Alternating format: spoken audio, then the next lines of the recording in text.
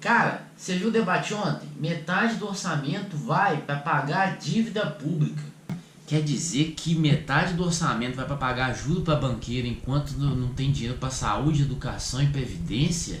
Exatamente, é o Bolsa Banqueiro. Estão cortando direitos só para favorecer grandes corporações. É por isso que esse papo de ajuste fiscal é tudo mentira. Não precisa reduzir o gasto público não, é só cortar juros, só parar de pagar o Bolsa Banqueiro. Tá vendo? Isso é tudo ideologia a favor de poderoso. O maior problema do gasto não é o gasto com a população, é o gasto com a dívida. Bom, mais uma vez uma solução milagrosa que vem para acabar com todos os problemas da nação, e essa solução é repetida por vários políticos. E aqui se tratando de corrida eleitoral, principalmente o Ciro Gomes e agora Cabo Daciolo. Mas deixa eu te contar uma coisa. Ciro, o Brasil não gasta 51% do orçamento com dívida pública. Você quer saber por quê? Então assiste até o final do vídeo e já aproveitando aqui, já deixa o seu like, seu joinha, se inscreve nisso que talvez isso vire um canal, deixe o seu balangodango, apertar o sininho para você receber notificações quando eu lançar os meus próximos vídeos que eu vou fazer sobre as eleições. Então vamos começar o vídeo. Esse é um daqueles claros e clássicos casos daquela frase muito famosa, que você pode falar mentira falando somente verdades. Porque esse número, 51%, ele não é feito uma matemática escabrosa e ali você tem que olhar tudo que foi feito e aqui, nossa, eu vou produzir um número falso e aquelas coisas. Nem é um número aumentado. Esse número existe. Falar que esse número representa aquilo que a gente gasta com a dívida pública, isso é mentira. Esse número ele só existe quando você pega os juros e as amortizações da rolagem, do refinanciamento da dívida e coloca tudo no mesmo balaio da dívida pública. Ficou muito confuso? Calma que eu vou explicar isso por passo a passo e sem nenhuma artimanha. Então olha só, quando a gente entra no site do Senado, não sei se você sabe, mas tem uma aba lá do orçamento. E você pode entrar lá e lá tem tudo detalhado, quais são todos os gastos do governo, falando quantos bilhões de centavos é gasto com cada área. E dentro, se você clicar nessa área orçamento, ele tem uma plataforma que chama Siga, que vai te permitir ver esses dados. Se você clicar no Siga e colocar nas opções painel especialista, ela vai abrir essa página. Aqui, como vocês podem ver, vão ter vários gráficos embaixo disso. Aí você vai ver, eu separei aqui os gráficos que importam pra gente. E aqui você está vendo agora o gráfico da dívida pública federal. Esse número, o gráfico tá meio feio, mas é o gráfico do Senado, que eu não quero alterar nada aqui, para mostrar que não tem nenhuma artimanha. Quando você coloca aqui e vê, de fato, o número dos 50% do orçamento, da metade do orçamento que vai para a dívida, tá ali. Quando você coloca também na despesa financeira, a despesa financeira é o quê? É tudo aquilo que é gasto em empréstimo, em dívida do governo, aquelas coisas. Tudo isso tá ali o número de novo, 54% do orçamento. Detalhando o que gasta, tá aí de novo. Aqui, ó, para ser mais exato, 1.412 bilhões de reais, que representa 40% do orçamento, vai para a amortização de juros da dívida. Enquanto que 366 bilhões de reais, 10% do orçamento, vai para juros. Esses números, como vocês viram, eles todos existem, estão aí. Mas qual que é o problema de falar que o Brasil gasta 50% do orçamento pagando dívida pública, como por exemplo, vários sites de esquerdas fazem, a Auditoria Cidadã da Dívida faz, que montou esse gráficozinho. O Cabo Daciolo chegou a falar, o nosso grande Cabo Daciolo, servo de Deus vivo. E também o Ciro Gomes, que é a principal liderança política que vem defendendo isso. Tem vários vídeos que ele fala isso. Ele falou no debate, inclusive, e aqui eu vou colocar alguns videozinhos dele. O governo federal está entregando quase metade de todo o orçamento público para o pagamento de juros e serviço da dívida. A outra metade se divide entre a Previdência, na maior parte, e cerca de apenas 1/3 para tudo mais. É por isso a minha luta para reduzir os juros e defender quem trabalha e produz. Chega de privatizar o Brasil. O enfrentamento da questão dos juros e a proteção das riquezas do Brasil são fundamentais para gerar desenvolvimento e igualdade social. Olha que ele ainda usa a palavra correta. Ele fala 50% é despesa financeira. O grande pulo do gato é que isso, na verdade, como o Ciro falou de forma certa, é a despesa financeira. É tudo que o governo gastou, que o governo movimentou.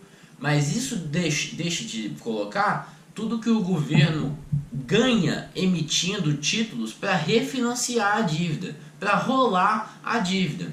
Agora eu vou colocar um desenho para facilitar entender, explicar para quem não sabe o que é rolagem da dívida. A rolagem da dívida nada mais é que o seguinte: quando você tem, por exemplo, nessa situação, um banco A e B, você deve R$1.000 para o banco A, e para pagar esses R$1.000, você pegou, ou o governo, no caso do que a gente está discutindo aqui, pegou um empréstimo no banco B de R$1.000 também, para pagar o empréstimo do banco A. E assim, o que foi feito depois? Você vai ter que pagar R$1.000 mais os juros para o banco B, e nesse caso você fez o quê? Você rolou a sua dívida, você pegou uma dívida para pagar outra.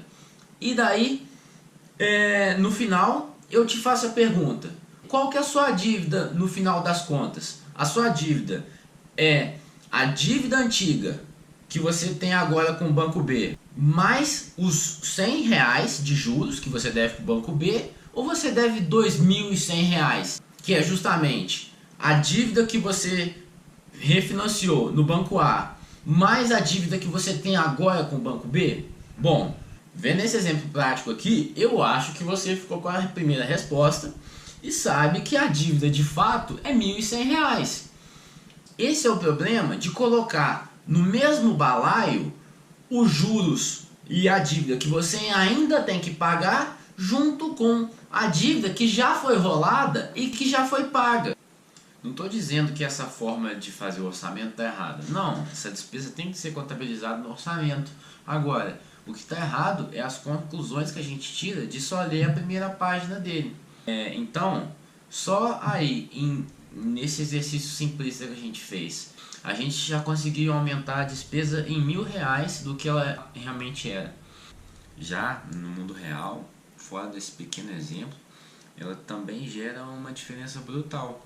Como eu vou mostrar aqui agora para vocês com os números, essa pequena diferença de colocar ou não o valor da rolagem junto com a dívida, você aumenta não só o tamanho bruto da dívida, mas em proporção aos outros gastos correntes. Então a gente tem que ter cuidado para fazer isso. Vou mostrar isso agora para vocês. Uma dívida pública que era de 50% do orçamento e consumia 1.7 trilhões, só de você tirar a rolagem da dívida, o que tem que ser feito para que não se passe a impressão de que ela é maior do que realmente é. Só de você fazer o exercício de tirar a rolagem da dívida de dentro desses números do orçamento, o que eu consegui no próprio site do SIGA do Senado, uma dívida que sai de 1.7 trilhões, ela vira, para ser mais exato, 735 milhões e 29% do orçamento da dívida. Não é um número pequeno, mas também não é 50%. Essa despesa de 735 bilhões vai se dividir em 370 bi de amortizações e 336 bilhões de juros. Então, outro lugar que corrobora o que eu estou falando e que também vem do governo é o Orçamento Cidadão. O Orçamento Cidadão é um documento que, por lei, tem que ser produzido pelo Executivo todo ano, sempre quando ele aprova uma nova lei orçamentária, e é um documento mais didático, explicando para a população como que são feitos os gastos do governo. Como vocês podem ver, esse gráfico que é retirado do Orçamento Cidadão, a gente consegue ver isso perfeitamente, como que a despesa que é feita com a rolagem, ela se paga também com o financiamento que se obtém da rolagem. Não é à toa que nesse número aqui no Orçamento Cidadão, ali no lado da despesa e da receita financeira, está refinanciamento da dívida com o mesmo valor. O valor é igual. Não quer dizer que a rolagem não tem custos. Como eu mostrei aqui, quando você vai pegar o empréstimo, você vai pagar juros sobre aquele empréstimo que já tinha juros. Vai ter os juros sobre juros, juros compostos. Isso vai, se isso descontrolar, vai causar o problema fiscal e vai aumentar a dívida pública. Mas essa é uma operação de rotina. se for bem organizada, ela até contribui para aumentar o gasto público de forma mais organizada. Mas, como sempre, tem que ser feito da forma correta. Se você ainda não acredita em mim, pausa e leia esse trecho que é retirado do Orçamento Cidadão de 2016, elaborado pela presidente Dilma Rousseff. É um texto muito didático, mas eu quero salientar aqui, principalmente a parte que ela que é colocado aqui, ó. A fim de se apurar o valor que se destina o pagamento propriamente dito da dívida, deve-se excluir dessa parte o refinanciamento do total da despesa com a dívida, ou seja, rolagem da dívida não deve ser colocado, isso pelos parlamentares do PT e pela nossa presidente Dilma Rousseff. Por quê? Para não se passar a imprecisão de que o orçamento é maior do que de fato é. Bom, está aí o Orçamento Cidadão de 2016 corroborando o que eu estou falando aqui também. E aqui já fica a minha resposta ao Ciro, que quando o Reinaldo Azevedo perguntou se não havia problema de ter juros e amortização da dívida juntos, ele respondeu que é correto juntar juro e rolagem? Quer dizer, a rolagem não é, na verdade... Não, enfim, eu estou devolvendo, digamos, a casa que eu aluguei. Então, seria incorreto se eu, por exemplo, não contabilizasse nas receitas o valor dos títulos. Sim. Tá certo? Então, é absolutamente preciso. A banqueirada ficou zangada comigo porque eu estou contando a história para as pessoas. Não estou dizendo que é da receita, porque o Brasil não está pagando um centavo. Aliás, e esse é o centro do problema. O Ciro simplesmente fala que cresce na despesa, mas também cresce na receita. E não mentiu. Mas o problema é esse que está aqui no Orçamento Cidadão de 2016, formulado pela Dilma. Colocar as amortizações da rolagem da dívida nessa conta, passa a impressão que a conta é muito maior do que realmente é. Tira o foco de todos os gastos que não são a dívida pública, que é onde deveria ser o nosso foco, que eu não vou entrar nesse vídeo porque é um assunto muito extenso. Eu acho que então, me encaminhando para o final do vídeo, eu quero deixar algumas coisas bem claras e sintetizar por que eu ter feito esse vídeo. O primeiro de tudo é que eu não estou falando que a dívida pública não é um problema ou que ela é pequena. 30% de pagamento que a gente faz de dívida pública por ano ainda é um problema grande e a nossa dívida está assim saindo de controle. Rolagem da dívida tem que ser feito com controle, como eu disse. Os juros compostos, juros sobre juros, podem gerar uma bola de neve e a gente piorar a nossa situação fiscal, a inflação, e aí é só abrir o livro de história para ver o que acontece. Mas eu também queria deixar claro no segundo ponto que dívida pública é sim um problema, mas não é 50% do orçamento. E terceiro ponto, o mais importante, mesmo que a dívida pública sumisse do nada, como eu vou sumir agora. Piada horrível, né? Mas vamos lá. Se a dívida pública sumisse do nada e a gente só tivesse que pagar tudo que não é dívida pública, a gente ainda teria um problema fiscal, porque a gente está em déficit primário. O que a gente arrecada como imposto não paga as nossas despesas primárias, tudo aquilo que não é dívida pública. A gente está com um déficit primário de 180 bilhões. A diferença do que a gente gasta, do que a gente arrecada, é de 180 bilhões e a gente tem que tornar isso pelo menos igual. E a gente ainda tem esse problema fiscal. Então, fica aqui uma mensagem também para 2018. Qualquer pessoa que fale que não se precisa fazer um ajuste fiscal está mentindo. Porque mesmo que a dívida pública sumisse, ainda temos um déficit fiscal de 180 bilhões para ser resolvido. Tem que cortar de algum lado, tem que subir algum tributo. Aí é um debate que a gente tem que fazer em outro vídeo, em outras horas, e eu talvez faça. Mas o problema fiscal existe, ele é grave e não basta só não pagar a dívida pública e os problemas desaparecerem.